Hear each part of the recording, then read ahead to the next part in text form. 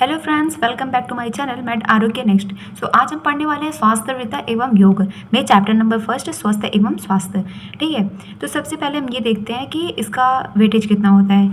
इसमें से MCQs question मतलब 1 मार्क्स के आते हैं, शॉर्ट आंसर भी 5 मार्क्स के, और लॉन्ग आंसर इसमें से नहीं पूछे जाते हैं। ठीक है, तो सबसे पहले स्टार्ट करते हैं हम लोग स्वास्थ्यवृत्त की निरुक्ति। तो स्वास्थ्यवृत्त की निरुक्ति जो है, स्वास्थ्य स्व, अस्त और वृत्त 3 शब्दों से मिलकर बना हुआ है।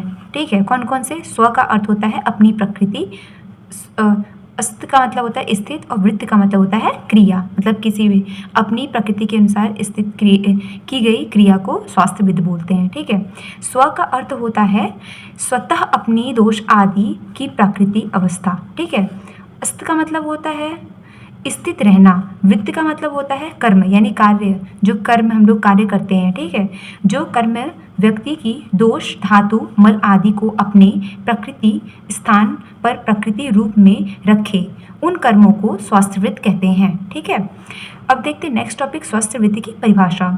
तो स्वास्थ्य की परिभाषा ये इंपॉर्टेंट है, ये आता है क्वेश्चन।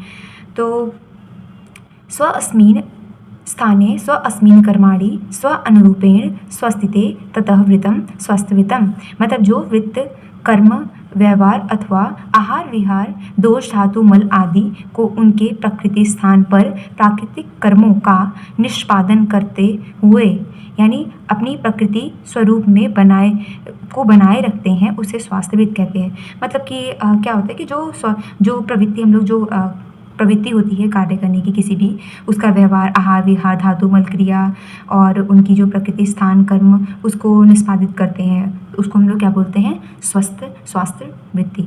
ठीक है, स्वास्थ्य वृत्ति का प्रयोजन क्या होता है? स्वास्थ्य से स्वास्थ्य रक्षण आतुरस्य विकार प्रशमंच, मतलब कि स्वस्थ व्यक्तियों के स्वास्थ्य की रक्षा करना, अर्थात आरोग्य की प्राप्ति करके स्वास्थ्य वृत्ति का अनुपालन करना। ठीक है, अब रोगी के रोग का शमन करने की सहायता को स्वास्थ्य वृत्त प्रयोजन कहते हैं। ठीक, अब देखते हैं स्वास्थ्य के लक्षण। स्वास्थ्य के क्या लक्षण होते हैं?